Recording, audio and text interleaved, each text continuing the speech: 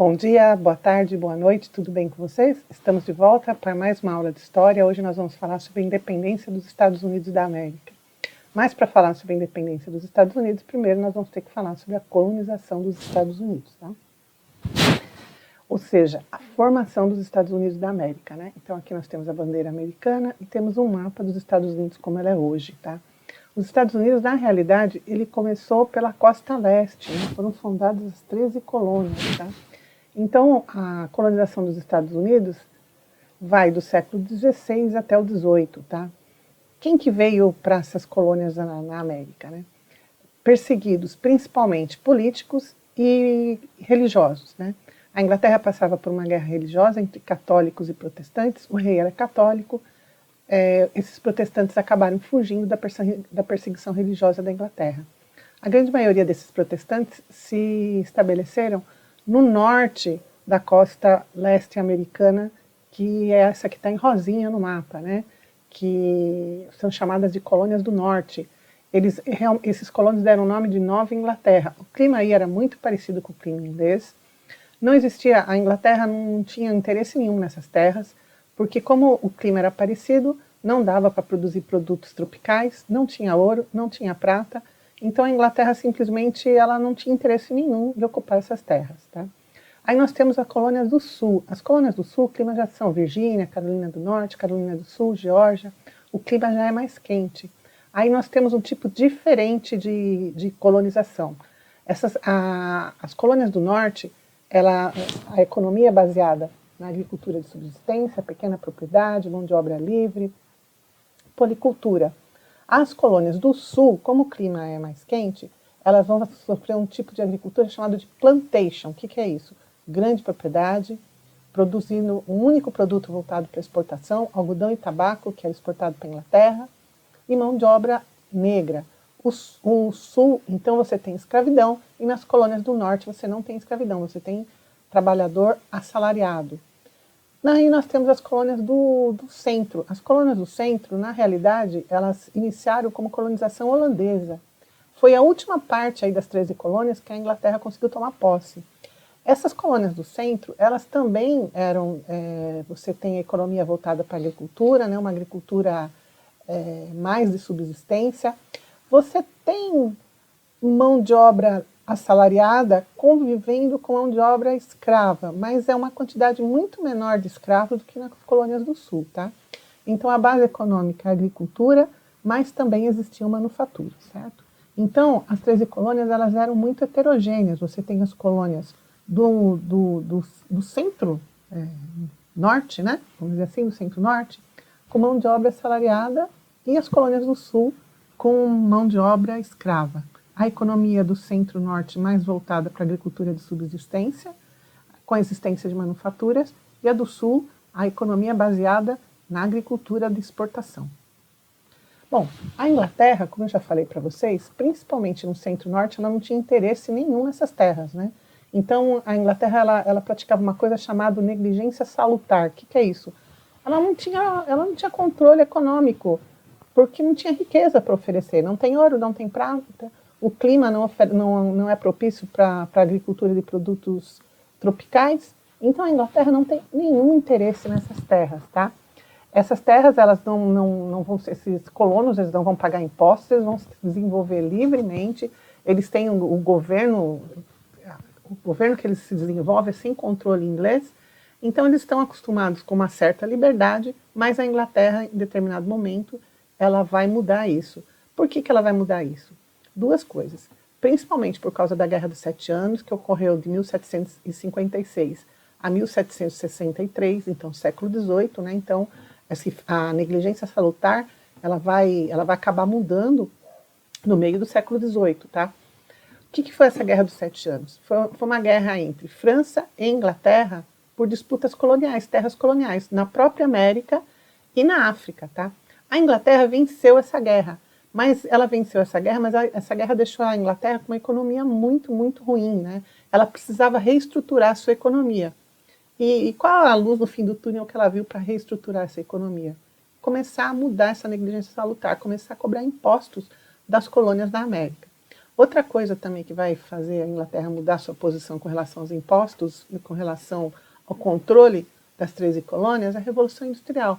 A Revolução Industrial está a pleno vapor na Inglaterra. A Inglaterra ela precisa de novos mercados consumidores e ela vê as colônias da América como mercado consumidor para os seus produtos industrializados. Só que as colônias do centro e do norte, elas têm manufatura, então elas são concorrentes da metrópole. A metrópole não quer isso, a Inglaterra não quer isso, né? Bom, o que a Inglaterra vai fazer para mudar, né, essa negligência salutar? Ela vai começar a soltar uma carga tributária, ou seja, cobrar impostos sobre as 13 colônias que elas não estavam acostumadas. Que impostos são esses? Ela vai cobrar impostos sobre o açúcar, ela vai cobrar o imposto do selo. O que é isso? Todo documento oficial, contrato, jornal, revista, documentos públicos, você tinha que pagar, você tinha que colocar um selo, né, e pagar uma taxa coroa. Lei da moeda, né? Então não pode ter crédito nas colônias. Toda transação comercial tem que ser via metrópole. Lei da hospedagem, né? Então o que é isso? Todos os soldados ingleses nas 13 colônias teriam que ser hospedados e alimentados pelos colonos, porque a Inglaterra está com um problema econômico, ela não quer gastar com o exército que está lá nas colônias, né? E por último, vai ter uma coisa que vai desgostar muito os colonos.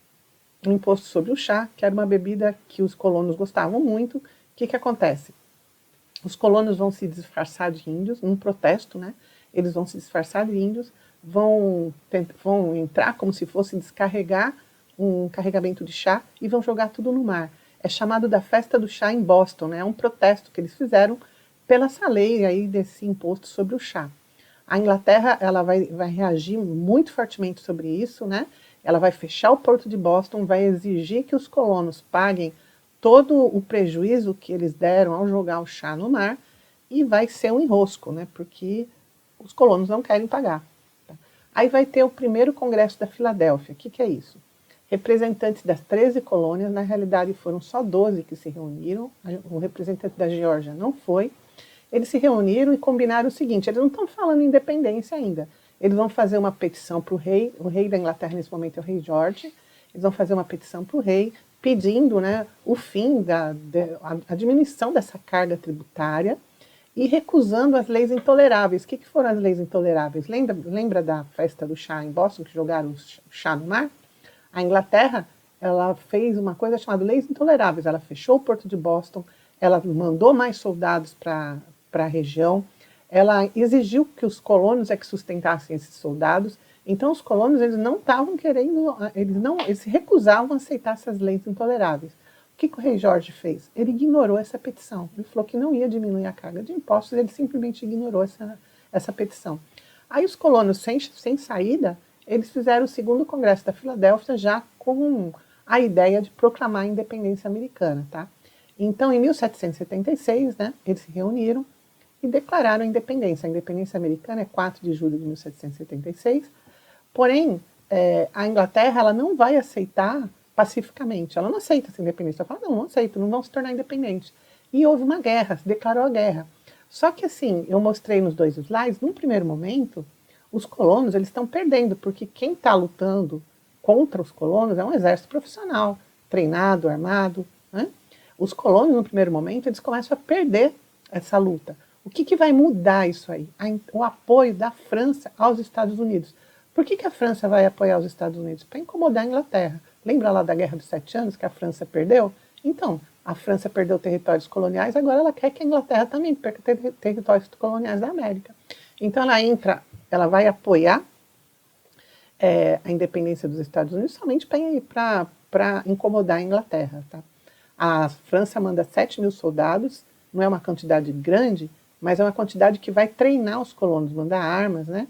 E esses soldados eles vão acabar treinando e liderando essas tropas de colônia. Isso vai fazer uma diferença incrível. A França também convence a Espanha a entrar também, né, apoiar, né, a independência dos Estados Unidos. E em 1783 a guerra acaba e os Estados Unidos tornam-se independentes. Acabou? Não vai ter mais luta nos Estados Unidos? Não, não acabou não. Por quê? Lembra que eu falei para vocês das 13 colônias, como elas são diferentes? O norte é pequena propriedade, industrial, o Sul, agrícola, mão de obra escrava negra.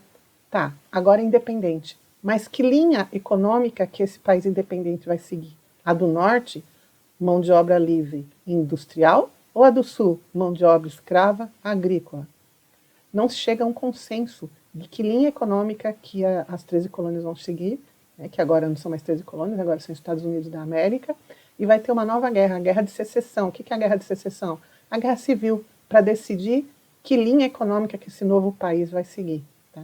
O Norte ganha, vai ter uma guerra bem sangrenta entre o Norte e o Norte ganha e os Estados Unidos seguem a linha industrial.